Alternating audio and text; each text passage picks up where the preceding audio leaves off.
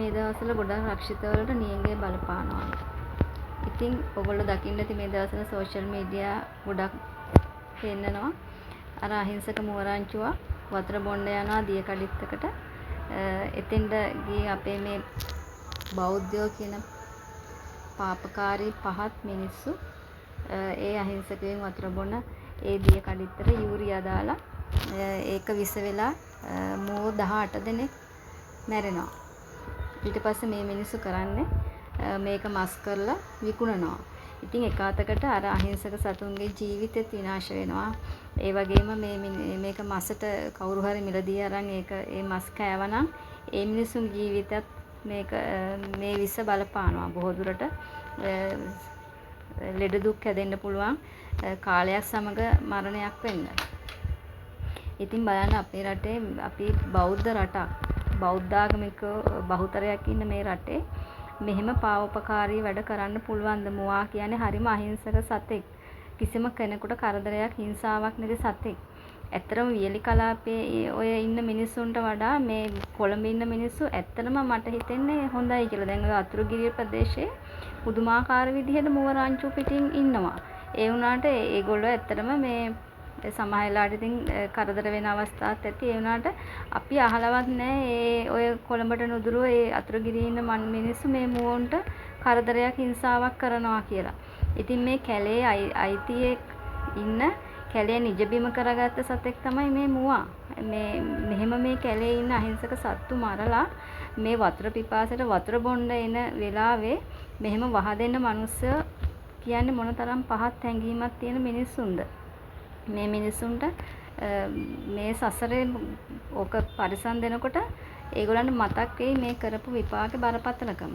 ඒ වගේම සබ්බපාපස්සකරණං කියන ගාථාව හැමෝම දන්නවා ඇති. ඒකේ මුලින්ම කියන්නේ සියලු බුදුරජාණන් වහන්සේලා ප්‍රකාශ කරලා තියෙන්නේ සබ්බපාපස්සකරණං කුසලසුපසම්පදා. ඒ කියන්නේ ඉස්සෙල්ලාම කියන්නේ පින් කරන්න කියලා නෙමෙයි. සියලු පාප කර්මයන්ගෙන් වැළකෙන්න කියලා. ඉතින් මේ ප්‍රාණඝාතය අපේ බෞද්ධයේ නිත්‍ය ශීලය කියන්නේ පන්සිල්. පන්සිල් පද පහෙන් පළවෙනි පන්සිල් පදේ තමයි පාණාතිපාතා වේරමණී සික්ඛාපදං සමාදියන්. ඒ කියන්නේ පණ ඇති සතුන් මැරීමෙන් වැළකෙන ශික්ෂාපදේ සමාදන් වෙනවයි කියන එක. ප්‍රාණඝාතයේ අකුසලයක් කියන එක මේ තමයි මේ බුද්ධ දර්ශනයේ හැම තැනම කියලා තියෙන ප්‍රධාන කොට සලකන්නේ. ඉතින් ප්‍රාණඝාතයේ තරම් අකුසල කර්මයක් ඇත්තරම තවත් නැතුව ඇති. හැමෝම හිතනවා නම් තමන්ගේ පණ වගේ තමන්ගේ ජීවිතේ වටිනවා. තමන්ට කිසිම කෙනෙක් කරදරයක් හිංසාවක් කරනවට කැමති නැහැ. ඒ වගේ තමයි අනිත් හැමෝම සත්තු. ඉතින් මෙන්න මෙහෙම කරන මේ සත්ත්ව හිංසා කරුණාකර නතර කරන්න කියලා ඉල්ලා සිටිනවා. මිනිස්සු කියන්නේ හැම අතින්ම දියුණු කෙනෙක්. ඉතින් සත්තුන්ට කතා කරන්න විතරයි බැරි. ඒ අහිංසක සත්තු මිනිසුන්ට කිසිම කරදරයක් කරන්නේ නැහැ. ඒ අතරතුර මේ මිනිස්සු පහත් මානසිකත්වයක් තියෙන පාපකාරී මිනිස්සු මෙහෙම අහිංසක සත්තු මරණවට නම් මේ සංසාරෙම මේ භවයේදීම මේ කර්මය පරිසම් දෙනවා ඒකාන්තයි. මේ මුව රංචු පිටින් අහිංසක මුව පැටව වස දීලා මරන්න තරම් හිතක් පහළ වෙන මේ මිනිසුන් මොන තරම් දුෂ්ට මිනිස්සු කියලා හිතන්න පුළුවන්ද? ඉතින් මේ දවස්වල මේ රක්ෂිතවල පුදුමාකාර විදිහට වතුර නැති නිසා නියං කාලය නිසා සතුන් වේදනාවට පත් වෙලා කියලා කියනවා. ඒ වගේම සමහර තැන් වලට වතුර නැතුව මියදිලා ඉන්නවයි කියලා කියනවා. ඉතින් පහුගිය කාලේ මෙහෙම සත්තුන්ට මේ නියං කාලෙට වතුර බවුසර් වලින් ගිහිලා බෙදනවලු. ඉතින් මේ අපි හරියටම දන්නේ නැහැ මේ කාලෙත් එහෙම කරන්න ඕනි කියලා තමයි මේ සෝෂල් මීඩියා වල තියෙන්නේ. ඒත් තාම එහෙම දෙයක් වෙන්නේ නැහැයි කියලා පේනවා. ඒගොල්ලෝ කියලා තියෙනවා අනිවාර්යයෙන්ම කරුණා කරලා මේ රටේ බලධාරීන් මේ යාල කියන රක්ෂිතේ අලි ඇතුන් පුදුමාකාර පීඩාවකට පත් වෙලා සිටිනවලු වතුර නැතිව නිසා. ඒ අහිංසක සත්තුන්ට මේ වෙලාවේ මේ මොහොතේ යාල වනෝත්ය යාල මිනිස්සු බලන්න යන එක හෝ తాවකාලිකව නතර කරලා ඒ අහිංසකයින්ට වතුර දෙන එක ක්‍රමවත්ව සිද්ධ කරන්න කියලා අපි ඉල්ලා සිටිනවා.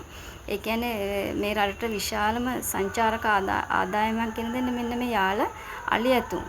ඉතින් මේ අහිංසක සත්තු මෙහෙම මැරෙනවා නම් ඒක හරි අපරාධයක්. වතුර නැතුව මැරෙනවටත් වැඩිය අහිංසක සත්තු විඳින දුක අපි මනුස්සයින්ට වගේම සත්තුන්ට කන්න නැතුව හිටියත් වතුර නැතුව නම් ඉන්න බෑ. ඒ නිසා කරුණාකරලා යාල රක්ෂිතය වගේම අනිත් හැම රක්ෂිතවලම කැලෑබදව ඉන්න ඒ සතුන්ට වතුර නැති ප්‍රශ්නය ඉක්මනින්ම විසඳලා ඒ අහිංසක සතුන්ට වතුර ලබා දෙන්න කියලා ඉල්ලා සිටිනවා. ඒ වගේම මේ රටේ පුදුමාකාර විදිහට මේ මිනිස්සුන්ගේ කිසිම අනුකම්පා විරහිතව කරන මෙන්න මේ සත්ව ඝාතන නැති කරන්න කියලාත් ඉල්ලා සිටිනවා. පුදුමාකාර විදිහට මේ සත්තු මරනවා. සෝෂල් මීඩියා නිසා අපි මේවා දැනගන්නේ. ඉතින් මේ සතුන්ට හිංසා කරන ප්‍රාණඝාතයේ අකුසලයේ කියන්නේ ලොකු පවක්. ඒක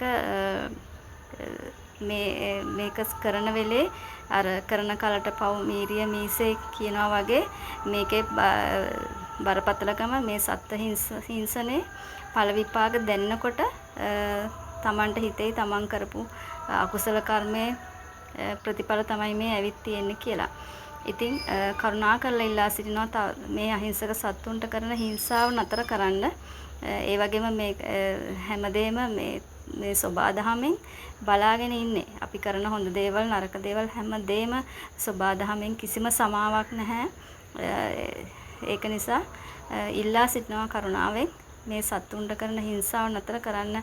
මේ සත්තුන් ඒ වගේම වතුර නැතුව ඉන්නවා නම් පීඩාවට පත් වෙලා ඉන්නවා නම් ඒ නිසි බලධාරීන් ඒ සතුන්ට ඒ නිසි වේලාවට ඒ ජලය ලබා දීමේ කටයුත්ත සිදු කරන්න කියලා කාරුණිකව ඉල්ලා සිටිනවා.